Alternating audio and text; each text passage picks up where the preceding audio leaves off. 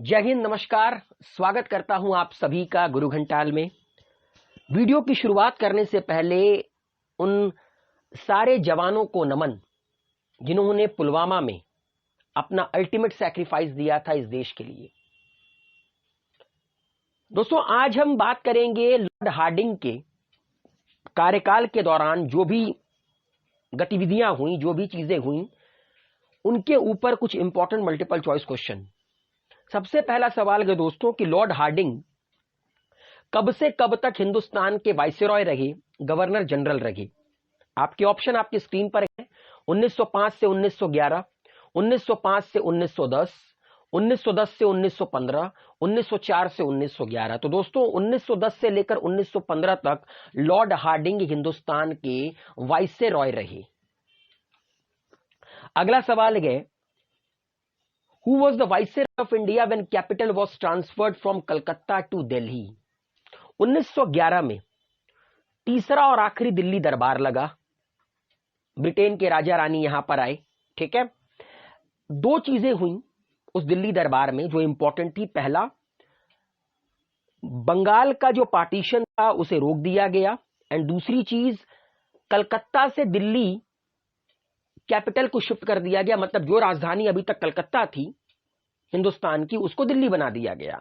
उस वक्त हिंदुस्तान का वाइसरॉय कौन था? उस वक्त हिंदुस्तान के वाइसरॉय थे लॉर्ड हार्डिंग। अगला सवाल के दोस्तों हमारा, दिल्ली कॉन्स्पिरेसी किस साल हुई? तो दोस्तों दिल्ली कॉन्स्पिरेसी होती है 1912 में। 1912 में लॉर्ड हार्डिंग के ऊपर बम फेंका गया था जब उनका कॉन्वॉय जा रहा था चांदनी चौक दिल्ली में।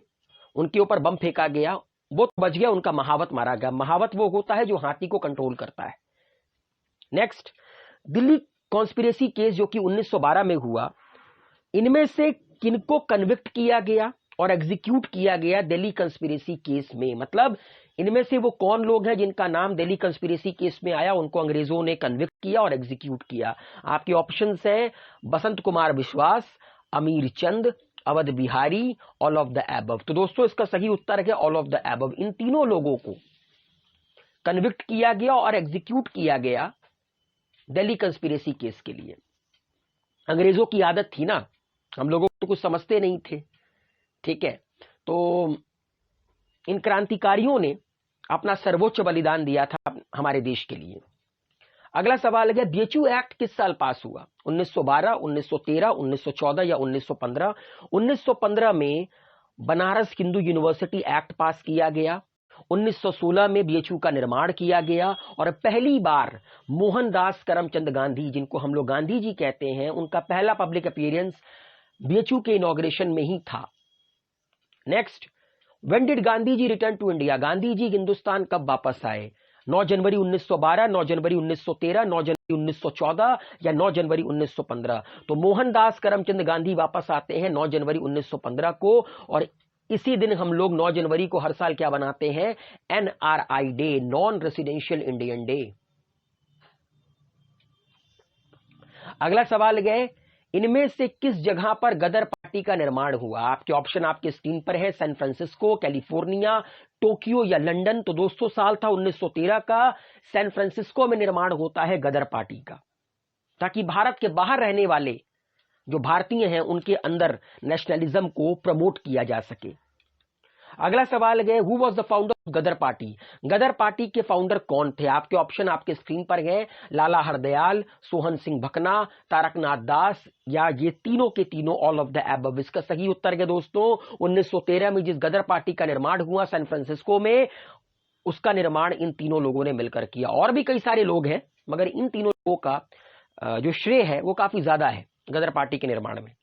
नेक्स्ट, वो कौन सा साल था जिस साल बिहार और उड़ीसा को काटकर अलग किया गया, मतलब कार्व्ड आउट किया गया सेपरेट प्रोविंस के तौर पर फ्रॉम ब्रिटिश राज? आपके ऑप्शन आपकी स्क्रीन पर गए। 1912, 1915, 1916, 1917। तो दोस्तों 1912 में Bihar and Orissa provinces were carved out as a separate province from the British Raj. किस साल रविंद्रनाथ टैगोर को, गुरुदेव को नोबेल प्राइज से नवाजा गया उनकी किताब गीतांजलि के लिए, जिनको उन्होंने इंग्लिश में ट्रांसलेट किया था खुद से? आपके ऑप्शन आपकी स्क्रीन पर हैं 1912, 1913, 1914, 1915। इस क्वेश्चन को आप एक तरीके से और भी देख सकते हैं कि वो कौन सा साल था जब हिंदुस्तान को उनका पहला नोबेल प्राइज मिला रविन्द्रनाथ टैगोर की गीतांजलि के रूप में, ठीक है, लिटरेचर में। तो सही उत्तर के दोस्तों साल था 1913 का। रविन्द्रनाथ टैगोर गुरुदेव को नोबेल प्राइज से नवाजा गया उनकी किताब गीतांजलि के लिए, और यह हिंदुस्तान का भी पहला नोबेल प्राइज था। अगला सवाल के दोस्तों कोमागाता मारू इंसिडेंट के ऊपर यह सवाल है। 1914 का साल, कोमागाता मारू इंसिडेंट। कोमागाता मारू वॉज अ जैपनीज स्टीमशिप। कोमागाता मारू कैरिड 100 पैसेंजर। देखिए पहला तो करेक्ट है, कोमागाता मारू एक जापानीज स्टीमशिप थी जो कि हांगकांग से वैंकूवर के टुवर्ड गई। कोमागाता मारू कैरिड 100 पैसेंजर, ये इनकरेक्ट है। 300 से अधिक पैसेंजर थे। कमेंट बॉक्स में लिखकर बताइए कि कोमागाता मारू में टोटल कितने पैसेंजर थे। तो आपको पूछ रखा गया कि इनमें से कौन सा स्टेटमेंट करेक्ट है, तो सिर्फ और सिर्फ पहला स्टेटमेंट करेक्ट है, दूसरा इनकरेक्ट है।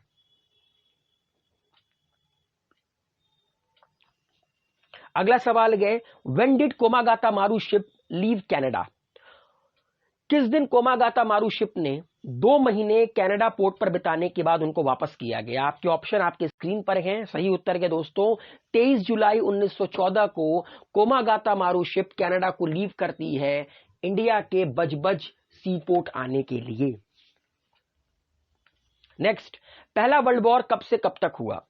1914 से 1919, 1914 से 1918। ये तो आप लोगों को बहुत ही सिंपली क्लियर होगा। मैंने ये क्वेश्चन इसलिए इंक्लूड कर दिया क्योंकि तब हिंदुस्तान के जो वायसरॉय थे वो लॉर्ड हार्डिंगी थे। तो सही उत्तर गया 1914 से लेकर 1918 पहला वर्ल्ड वॉर हुआ। कभी कभी मिस्टेक्स हो जाती हैं because of same pattern. Next, Lucknow session जो 1916 में हुआ, बड़ा ही ऐतिहासिक सेशन था क्योंकि कांग्रेस दोबारा से एकजुट होती है। जो एक्सट्रीमिस्ट मॉडरेट्स अलग अलग हो गए थे 1907 में। आपको बताना है कि जो लखनऊ में सेशन हुआ 1916 का इंडियन नेशनल कांग्रेस का, उसके प्रेसिडेंट कौन थे। आपके ऑप्शन आपके स्क्रीन पर गए, मोहम्मद अली जिन्ना, अंबिका चरण मजूमदार, मदन मोहन मालवीय या एनी बेसेंट। सही उत्तर के दोस्तों अंबिका चरण Majumdar was the president of Lucknow session of Indian National Congress in 1916। अगला सवाल, लखनऊ पैक्ट, जो फेमस लखनऊ पैक्ट था between Indian National Congress and Muslim league, वो कब साइन किया गया। आपके ऑप्शन गए 1912, 1914, 1916 या 1918। सही उत्तर के दोस्तों 1916 में लखनऊ पैक्ट साइन किया गया between the Indian National Congress and Muslim League. अगला सवाल गए, consider the following statement in regards to the session of Congress during freedom struggle of India. Both the wings of Congress got reunited for the first time after the split of 1907। Muslim league and Congress came up with common political demand before the British Indian government. ये हम लोगों ने अभी बात किया कि 1907 में कांग्रेस टूट गई बिटवीन मॉडरेट्स एंड एक्सट्रीमिस्ट, और 1916 में लखनऊ सेशन में ये दोबारा आपस में एक साथ आते हैं और Muslim league and Congress common political demand के साथ ब्रिटिश इंडियन गवर्नमेंट के सामने जाती है। अंबिका चरण मजूमदार ने इस मीटिंग को प्रेसाइड किया था, मतलब इस सेशन को प्रेसाइड किया था। Next, home Rule league movement इनमें से किसने शुरू किया था।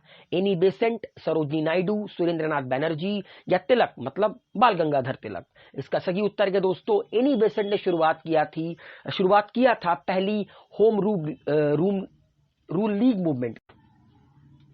Next, the movement in India which become popular during the first world war was the. इनमें से वो कौन सा मूवमेंट था जो हिंदुस्तान में काफी जोर पकड़ा प्रथम विश्व युद्ध के दौरान। आपके ऑप्शन आपके स्क्रीन पर गए। देखिए दोस्तों, स्वदेशी एंड बॉयकॉट मूवमेंट ये तो हो नहीं सकता क्योंकि ये तो 1906-07 के दौरान था।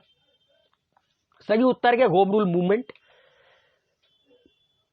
जिसकी शुरुआत एनी बेसेंट ने की। पहला home rule movement Annie Besant ने कराई हिंदुस्तान में।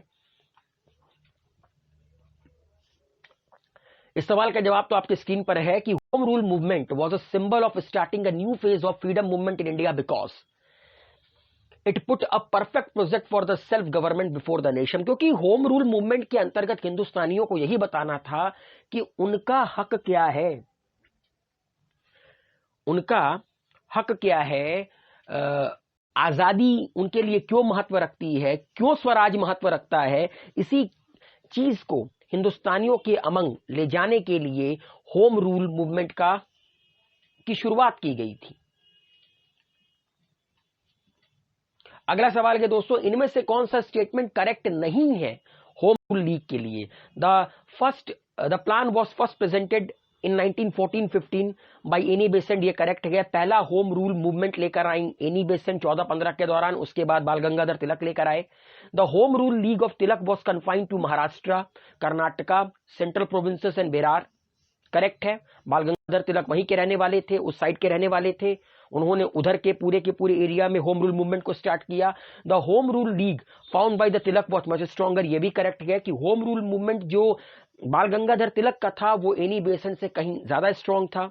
Despite the differences between Tilak and Besant both the leagues continued to exist, ये इनकरेक्ट है। इन्हीं डिफरेंसेस के कारण तो ये होम रूल मूवमेंट खत्म हो गया हिंदुस्तान। अगला सवाल के दोस्तों, Annie Besant was a theosophist based in India since 1896, having failed to unite Congress, Tilak and Besant decided to revive political activity on their own.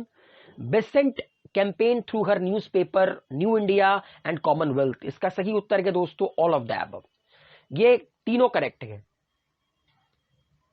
Regarding Annie Besant.